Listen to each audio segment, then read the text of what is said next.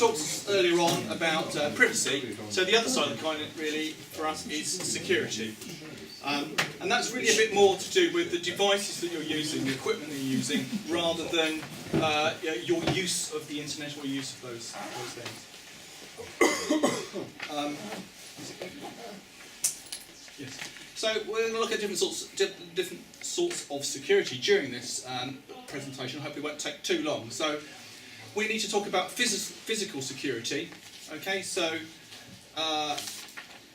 what can happen to your machine and how best to stop that happening to secure it. We'll talk about the machine security, the actual security of the operation of the machine. Account security, every time you use your machine, you're using your account. It's a set of things on that computer which is all of your stuff all together, and that needs to be secured. So we're going to look at some tips for that. Password security, we're going to look at very quickly about some issues to do with passwords. And lastly, network security. So you may be using your computer, but it connects to other things, and there are a few things that you can do. We've already talked about some of the privacy things you can do on the network, but there's some other things we can do as well. So physical security first. One of the best things you can do, of course, is to just stop anybody getting your computer. Because if they don't have your computer, they're much less likely to have your data or any of the things that are important to you on that computer. So you could get a lock. So Kensington is the default manufacturer of locks. You will even notice that all manufacturers pretty much have a little rectangular slot in the side of a laptop, and in case of desktops, quite often they have as well a Kensington slot. It's not high security. It won't stop a determined thief, but then very little will stop a determined thief. So we're really talking here about casual security and the visible deterrent to someone making off with your computer. You could, instead of locking it to something, because of course you may not have something to lock it to. So if I had a Kensington lock on my laptop at the moment, there'd be no point in. There's a nice piece of metal there. It's a leg. If I locked it to that, of course someone could slip it off the bottom of the leg. So you're going to need to find something that's solid. You're going to attach it to. It's not always possible. You could keep it in a locked location, or in a safe, or some other physically secure place. Of course, the problem with that is it normally makes it much less useful to you, because you've got to go to a locked location, get it out, move it, because you don't want to use it in the safe. And of course, when you're travelling, you might want to take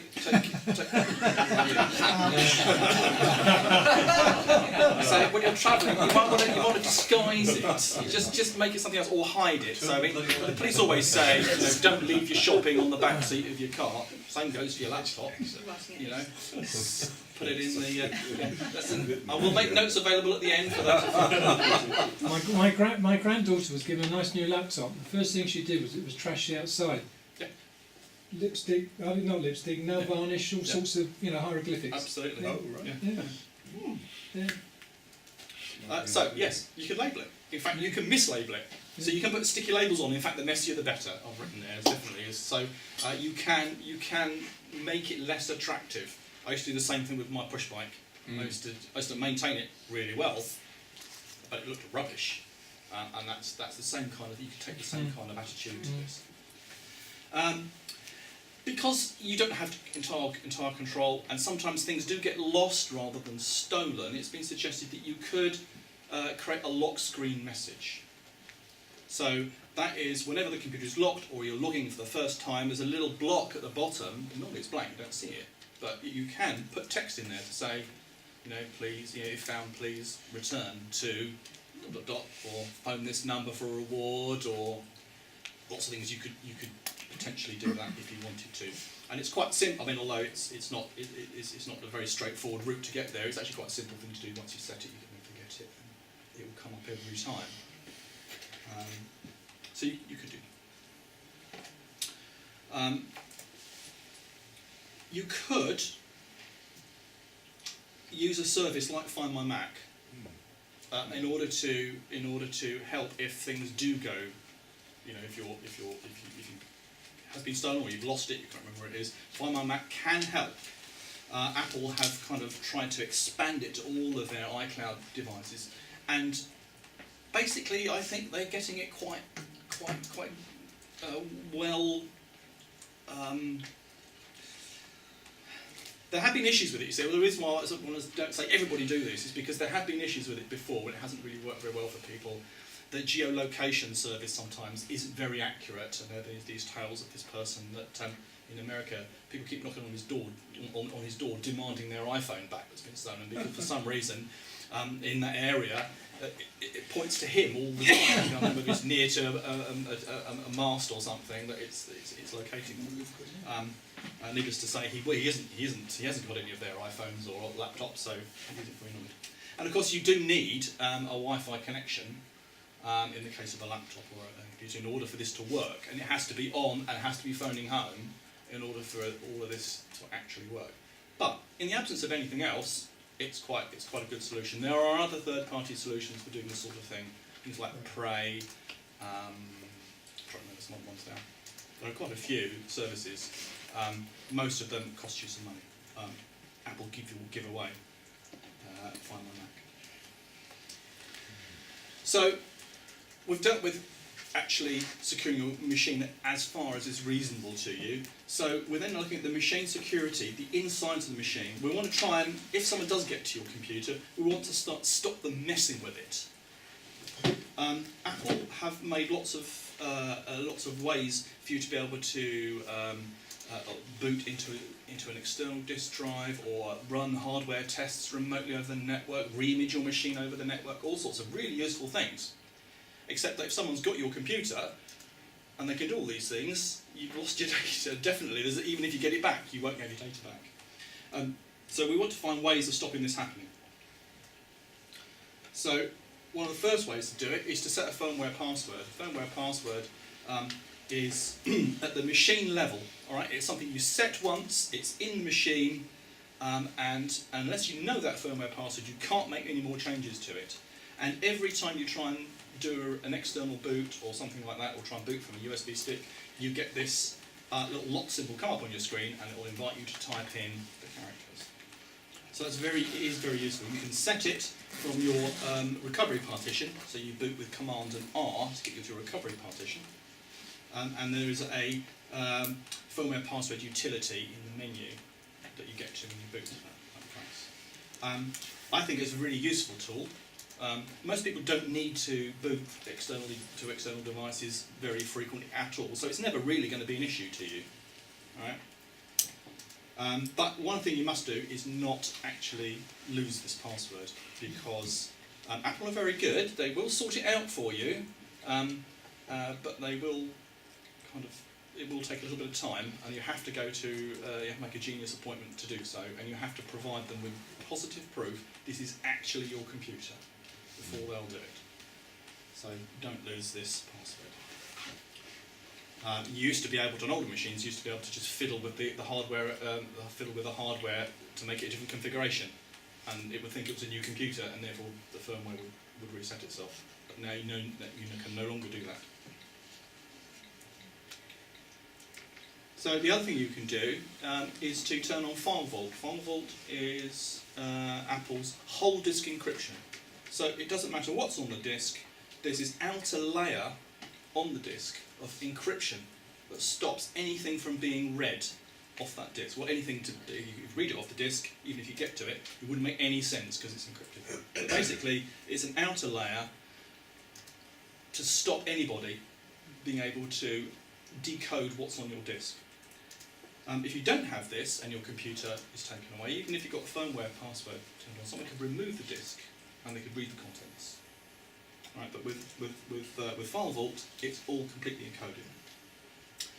encoded. Depends on whether you feel that you need to go that far to protect your data. But everybody has sensitive data. They might have things from banking. You might have health details, all sorts of things which potentially you don't want to anybody to get hold of. So these, I think it's a good thing. And once you've actually got it running, it's just there. It's completely transparent. You don't know it's happening. You don't know. It's, as far as the computer is concerned, it's as if nothing. You know, there is no difference. All you need to make sure is that you've got your key, which it gives you when you do your encryption. There's a very long key. It's at the bottom there, which you can choose to store with Apple. They will make a copy for you. But then again, in order to get that key back from Apple, you have to provide them with quite a lot of documentation in order for them to be satisfied you are the right person. But you can write down yourself. So where would you normally store that key? I would store it in one password. Yeah. But you could store it with Apple. You could anywhere that you consider to be secure. So you've got to open up one password every time you want to use A your locked file. filing cabinet or a safe or No, I mean your bank if you- manager. Whenever you want to access your file, and you've only just turned your computer on, do you have to load that in? No. What happens with FileVault is that once the encrypting process has started, then it will always start with at least one account authorised to log in through the encryption process. Any other accounts on the machine have to be authorised by that already authorised account. Okay, so you can add accounts afterwards, and any new accounts you make are automatically authorised to decrypt the computer. Once it's that one step, you have to turn it on, and then if you haven't remembered to authorise the rest of the accounts on the machine, then you have to do that as one step. Okay. I'm rushing through this because we are quite late, but I will take, as I said, I'll make the notes available later, and if you do have questions, phone me at the end. So we can also try and make some attempts to secure the accounts on the computer. Unfortunately, Apple and actually most operating systems, when you start them up, they say, "Oh, let's make an account for you. Here's your account. It is the administrator account." It's very good that there's an administrator account on there because you'd be stuck without it. But the default is, let's make one account, give it your name, you use it, and you're administrator, and then maybe you don't change anything else. And this is actually quite a bad system. You don't want to be the administrator on your machine in normal use. It's a security risk. Okay. So the first thing that we can do to try and stop security risks on accounts is make sure that auto login is not turned on. I can't remember with Apple now actually whether the default is to have auto login on with one account. I think auto login is turned off by default. That's good. If it is, that's good. But I do know people do turn it on because they don't like the faff of typing passwords. But if we've gone to the trouble of encrypting our machine, we don't want it to auto login. In fact, I think possibly if you encrypt it, you won't allow you to auto login. But quite a lot of people do have auto login. It's no good having a really, really strong password that you've chosen if you tell the computer to ignore it. So turn auto login off. Okay. Otherwise, anybody that just found your computer, started it up, would log in as you, and they'd have access to everything that you have access to, which is not a good idea. I also say that you should probably not show the nice little round pictures of account names on computers, because that tells people whose accounts are on that computer. So the alternative is to just have a name and password box. So we'd have to know, not only have to guess the password, we'd have to guess the username as well. So that makes it more secure. My daughter logged into the guest, Yes. and it completely changed the look of the computer on my desktop. All my files were completely invisible to her. Exactly. Yeah. Because when I That's saw completely it, intentional. yes, when I saw it, I didn't realise she'd got into it. Oh Christ, I've lost all my Lost it. desktop. Lost everything. Guest account is off by default. You can turn it on, and in fact, it's a good ploy to turn it on if you think that if it does get nicked, someone can log in as a guest, and when guest is turned on, the networking is turned on. When networking is turned on, Find My Mac will work. Yeah, some people do that intentionally. Yes, it's an intentional thing. For instance, if you're house sitting and you're sharing houses, Yeah. you can do that sort of You can do that. holiday type thing. You can turn guest mode on for your guests. So passwords should be non-trivial, and by non-trivial I mean they have a lot of entropy, and by that I mean they need to be complex, but they also need to be long. But if you have to make a trade-off between complexity and length, length wins every time. So if you have a long, simple type password, it's actually much better than having a really complex password that you can never remember, or you might mistype frequently. Of course, you can get all the way around that problem by having a password manager, but that won't help you at your login time. So I would suggest that you use a password generator, because password generators don't make any the same assumptions you do about vocabulary, so they might be better for you. And use a passphrase. Don't try and have something weird and complex. Just have a phrase, a series of words. As long as you're getting more than 12 characters, and if it's a phrase, you'll learn to type it really quickly as well. So it's something from a book, something from a film, could be anything really. We talked about this before, didn't we? It's unrelated words, you know, like blue paper fish stamp.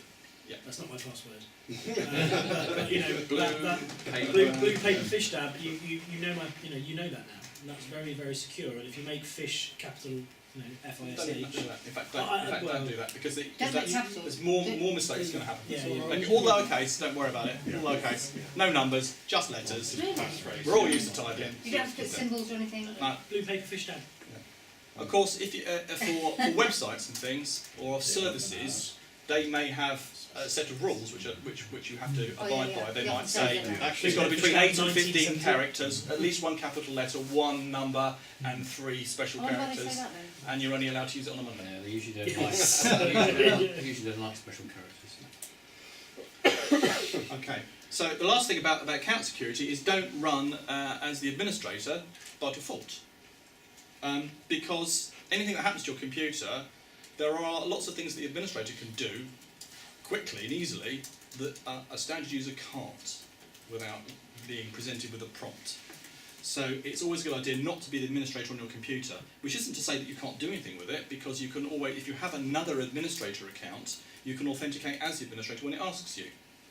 You just have to go to the extra step of typing in the administrator's name as well as the password, rather than the current situation if you're the administrator just asking for your password. So that's the only real difference. There is some very badly written software that might require you to be an administrator, but increasingly with Apple's use of secure computing techniques, this is becoming very, very unlikely for you to come across that now. You can get into the problem of not being able to completely clear your trash occasionally if you do that. Occasionally, yes. You'll find that it won't let you clear your trash. You have to go into administrator It's possible. and then probably go in through terminal. Yeah. I mean, so there's by all means log in as the administrator when you need to do an administrative task, but don't be the administrator on your computer by default. Okay, so password security. We're going to say that use the password management tool. Post-it notes are not a management tool. So there are many password managers. We've touched on several of them before. They all have different pros and cons. Some of them are network connected, some of them are standalone, some of them cost money, some of them are free. Some of them have lots of other bits and pieces built in. Others are literally just the one thing they remember passwords and that's it. So please look at a password manager, because in order to be safe you should have a password, different password for everything, and there's no way on earth that you're going to remember them all. So we also want you to, because of this, being able to use lots of different passwords with a password management tool, you no longer have to reuse passwords either. Reusing passwords is just asking for trouble. You might be very, very careful about your passwords and come up with really complex passwords and reuse it. But if you give your password to someone else, you've passed on the trust that they will look after it. And quite often they don't. In South Korea, for instance, at the moment, I think possibly 2/3 to 3/4 of the population have had, due to thefts, information thefts at credit card companies, have pretty much all of their details stolen. Now there's no way back from that. Once it happens, there's no way back. You can limit the damage, but you can't really come back from that very easily. So don't reuse passwords. And as Graham said earlier, the bottom one there, always lie when creating security questions or security answers to their questions. So even if you can't design the questions yourself to make some sense to you, just make up the answers. You know, mother's maiden name, you know, flange. You know, first school, you know, Ford Anglia. No, it just doesn't matter. It's just as long as it's As long as you remember it. As long as you remember, yeah. And that's where the password management comes in. Yeah. Don't put it on a post-it your note, data yeah. is important to you. Your continued safe use of that data and the services is important to you. You have to take steps to protect that. Okay. The last couple of notes really on network security. Everywhere we go these days, coffee shops, there are millions of them. Every other shop in Exeter is a coffee shop. They've probably all got free Wi-Fi, which is lovely. No, they haven't. Except possibly when they haven't. All the ones I always use never have. Well, that's a very secure place to go. We have to find out where they are and make sure we go there, because free Wi-Fi you should be very suspicious. In coffee shops, airport lounges, railway stations, wherever you're looking at them, in local library, it's dodgy if you don't know who's providing it. And anybody can start up an access point and call it what they like. And if make it open, then they can get you in. So there are lots of well-known attacks which happen via these things. So the only thing you can do really is actually ask at the place, you know, what is your actual Wi-Fi hotspot called? Which is one I should be using if there's no notice up about it. And if there's a notice up, did they put that notice up, or did Mr. Nefarious put that up? Or use an official app. So on an iPhone, for instance, if you use the cloud, for instance, they have an app which will automatically log you in to instances of the cloud. Well, it will automatically prompt you, I should say, to log in to Or get your own Wi-Fi. or get a MiFi, or something like that. I think. Well, as 4G services come out, they'll become as fast as Wi-Fi and more secure. So pretty much the last point is VPNs, virtual private networks. Imagine, who was it, the American politician said the internet is just a series of tubes? Well, VPN, it is a series of tubes. He's entirely correct. Because what you effectively do is you make a secure tunnel between your computer and wherever the endpoint might be, your VPN provider. And that is completely encrypted. Your data in transit is completely encrypted. No one can eavesdrop. You can't be intercepted. Can't be captured, as far as we know. And you can also use it to route across borders as well. So if you touch about being able to access services in one country that you might not necessarily be able to access from a different country. Downside is that unless you have a workplace which provides such a thing, you have to buy it yourself. I would steer clear of anybody offering a free VPN service. I think you might distrust them, or you should be tempted to distrust them anyway. However, as more and more people are looking at these sorts of services, due to the efforts of the NSA and Edward Snowden, etc., the services are getting cheaper. So it might be worth looking at. So if you're abroad, for instance, or away from home, a VPN service is a good way of making sure that you are not divulging your information. You can also look to see whether, for instance, on a browser, the browser is SSL enabled for this. So if you're doing Facebook, make sure you're doing Facebook via HTTPS. Oh, yeah. HTTPS. There's that padlock in the top corner. So that's really it, I think. Don't have that. Yes, as Nick Thingwell said, yes, don't have nightmares. Any questions? Yeah. When you're on a website and you've got an account with them or something, and you type in your account password and it says this password is not recognised, you've got the wrong one, in other words. If the temptation is to type in all the others that you use sort of with other, regularly on a regular basis. Do they actually record those? Because if it's entirely dependent on the website and how that particular authentication process has been programmed, whether they're capturing any of that data. If it's written properly, the answer should be absolutely not. Because it would be, if you weren't on a proper site, they could find out all your different passwords. But there'd be no for anybody doing this, writing a website like that, there'd be no reason to store that information. They wouldn't know what the password was for, would they? They might have 20 passwords, but they know what That the doesn't really, application is. yeah, but I mean there are ways that No. that sort of information might be available, might be. Okay. So for instance, I mentioned Adobe before, you know, whatever it's 3 million Adobe accounts were stolen because people reuse passwords and because they use simple passwords. That is very useful information. You can do a brute force attack against other services with those usernames Okay. and probably be quite successful. Identity theft. Brute force.